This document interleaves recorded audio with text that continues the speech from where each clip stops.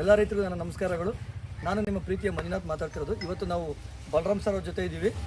Balram sir ಅವ್ರ ಮನೆ ಹತ್ರ ಒಂದು ತೆಂಗಿನ ಗಿಡಕ್ಕೆ ನಮ್ಮ ವಿಯೋ ಮಾಡಿಕೊಡೋಕ್ಕೆ ಕಿಸಾನ್ ಕಿಂಗ್ ಗ್ರೋತ್ ಡೆವಲಪರ್ನ ಬಳಸಿದ್ದಾರೆ.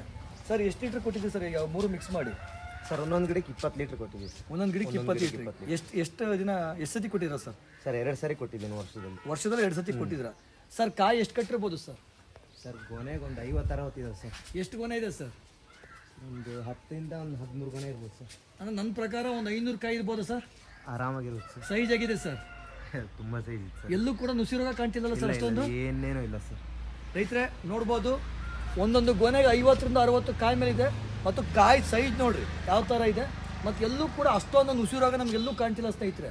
ತುಂಬ ಅದ್ಭುತವಾದ ರಿಸಲ್ಟ್ ಬಂದಿದೆ. ಇದನ್ನು ಪ್ರತಿಯೊಬ್ಬರು ಕೂಡ ಶೆಟ್ಟೂರ್ ಹತ್ರ ನಮ್ಮ ಬಲರಾಮ್ ಸರ್ ಮನೆ ಹತ್ರ ಗಿಡ ಇದೆ ನೋಡ್ಬೋದು. ಹಾಗೇನೆ ಸರ್ ಇಲ್ಲಿ ನೀವು ಕೊಟ್ಟಿರಲ್ಲ ಗಿಡಗಳಿಗೆ ನೆಲದಲ್ಲಿ ಏನು ಬದಲಾವಣೆ ಆಗಿದೆ ಸರ್? ಈಗ ಎರೆಹುಳ ತುಂಬ ಇದೆ ಸರ್. ಎರೆಹುಳ ಸರ್ ಆರಾಮಾಗಿ ತೋರಿಸ್ತೀವಿ ಸರ್.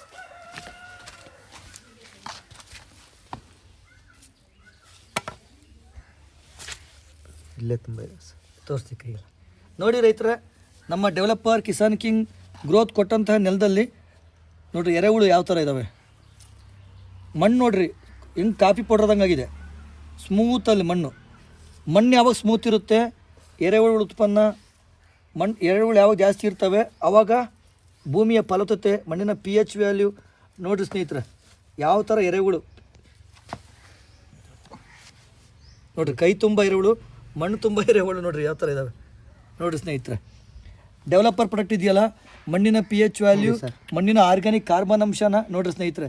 ರೈತನ ಮಿತ್ರ ಎರೆಹುಳು ಯಾವ ಥರ ಭೂಮಿಯಲ್ಲಿ ಮಣ್ಣು ಕೂಡ ನೋಡಿ ಕಾಫಿ ಪೌಡ್ರದಂಗೆ ಅನ್ನಿ ಸರ್. ನೋಡಿರಿ ಮಣ್ಣು ಕೂಡ ಕಾಫಿ ಪೌಡ್ರದಂಗೆ ಇದೆ ಸ್ನೇಹಿತರೆ. ತುಂಬ ಅದ್ಭುತವಾದ ರಿಸಲ್ಟು.